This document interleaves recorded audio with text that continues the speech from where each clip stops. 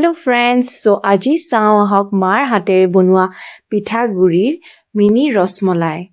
খাইতো বহুতে টেষ্টি লাগে। মই আগতেও বহুত ভাল পাওঁ আগতে যে বনাই মায়ে। সো আজি চাওকচোন কেনেকৈ বনায় অলপ ৰেচিপিটো চাই লওক। প্ৰথমতে আপোনালোকে যিকোনো খোৱা চাউল বা জহা চাউল এনেকৈ অলপমান ভিজাই ল'ব পানীত।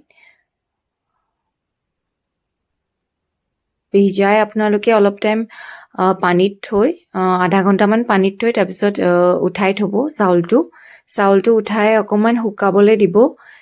পানীৰ পৰা উঠাই থৈ অকণমান শুকাব দিব এক ঘণ্টামান।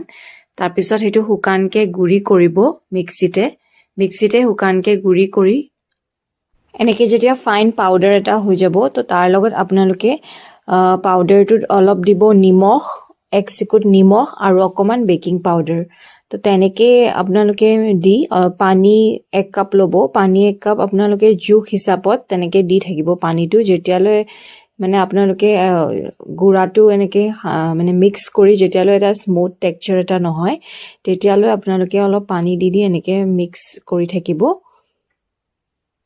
সো এনেকৈ মিক্স কৰি যেনেকৈ মানে আটা বা ময়দা এনেকৈ মিক্স কৰি মানে মাৰে এইটোও তেনেকৈ আপুনি চাউলৰ গুড়িটো এনেকৈ মিক্স কৰি থাকিব যেতিয়ালৈ এটা মানে স্মুথ আপুনি এটা টেক্সচাৰ নাপায়। সো অলমষ্ট এইটো হৈ গ'ল আৰু। সো এনেকৈ মিক্স কৰা হোৱাৰ পিছত আপোনালোকে 5 to 10 মিনিটছমান অকণমান ৰেষ্ট কৰি থ'ব মিক্সচাৰটো এনেকৈ ছাইডতে অকণমান ৰেষ্ট হ'বলৈ দিব। চাওক এনেকৈ মায়ে থ'ব এতিয়া মিক্স কৰা হৈ গৈছে। সো এতিয়া অকণমান 5-10 মিনিট অকণমান ৰেষ্ট কৰি থ'ব। তাৰপিছত ৰেষ্ট কৰা যেতিয়া হৈ যাব আপোনালোকে অকণমান হাতত ঘিউ সানি ল'ব। ঘিউ সানি এনেকৈ ল'লে তেতিয়া মানে ভাল এটা মানে সৰু সৰু মিনি এনেকুৱা লাড্ডু টাইপ বনাব লাগিবতো সৰু তো ঘি অকণমান হাতত এনেকৈ সানি ল'ব। তাৰপিছত এনেকৈ সৰু যিমান পাৰে যিমান হয় তাৰ পৰা আপোনাৰ মিক্সচাৰটোৰ পৰা তেনেকৈ আপোনালোকে মিনি এনেকুৱা ৰসগোল্লা টাইপ এনেকৈ সৰু বনাই যাব।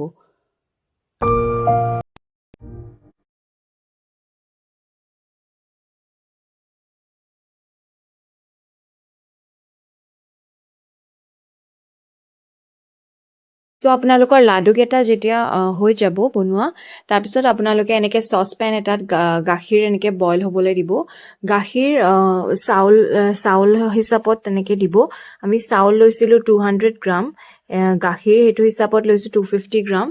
তো তেনেকৈ আমি বইল হ'বলৈ দিছোঁ। তাৰপিছত এই মিনি লাড্ডুকেইটা আমি তাতে দি গৈছোঁ লাড্ডুকেইটা এতিয়া গাখীৰত সেইখিনি বইল হ'বলৈ দিব লাগিব। তাৰপিছত আমি তাতে ইলাচি এনেকৈ গুড়ি দি দিম আৰু আপোনালোকে নাট পাউডাৰো দিব পাৰে অপশ্যনেল। নাট পাউডাৰ এনেকৈ গুড়ি কৰা থাকে যে ড্ৰাই ফ্ৰুটছৰ পাউডাৰবিলাক এনেকৈ আপোনালোকে দি দিব পাৰে তেতিয়া ফ্লেভাৰটো তাত ভাল আহে। তো তেনেকৈ দি গৈ এইটো মিনি এইকেইটা ৰসগোল্লাকেইটা আপোনালোকে যিমান পাৰে বইল হ'বলৈ দিব। আপোনালোকে বইল হ'বলৈও বেছি টাইম নালাগে, 20 to 30 মিনিটছৰ ভিতৰত হৈ যায়, উইদিন হাফ এন আৱাৰ হৈ যায়। সো চেনিৰ বদলি আমি দিছোঁ মিল্ক মেড দিছোঁ আপোনাৰ 100 গ্ৰাম। আপোনালোকে চেনিও দিব পাৰে। চেনি দিলে আপোনালোকে গাখীৰটো যেতিয়া বইল হ'ব দিব তেতিয়াই দি দিব চেনি আধা কাপ দিলেই হ'ল যদি মানে এনেকুৱা হিচাপত আপোনালোকে বনায় যিটো আমি বনাইছোঁ। সো তেনেকৈ বইল হ'বলৈ দিব। বইল হৈ যেতিয়া এটা স্মুথ টেক্সচাৰ হৈ যাব আপোনালোকে বলকেইটা অকণমান এনেকৈ ভাঙি চাব। যদি মানে স্মুথ হৈ ভাঙি যায় তেতিয়া মানে আপোনাৰ এইটো হৈ গৈছে। আপোনাৰ আধা ঘণ্টাৰ ভিতৰত হৈ যায়, 20 to 30 মিনিটছৰ ভিতৰত ৰেডি হৈ যায়। সো এইটো বহুত ইজি হয় ডিছ, কম সময়ৰ ভিতৰতে হৈ যায়। আপোনালোকৰ যদি কোনোবা গেষ্ট তেনেকুৱা আহিব লগা আছে বা স্পেচিয়েল কিবা অকেশ্যন আছে আৰু যদি আপোনালোকে চুইট ডিছ তেনেকুৱা খাব বিচাৰিছে এইটো আপোনালোকে বনাবই, বহুত মানে টেষ্টি হয়। এনেকৈ ওপৰত কেশৰ গাৰ্নিছ কৰি দিছে। সো আপোনালোকেও ট্ৰাই কৰিবচোন, বহুত টেষ্টি খাবলৈ।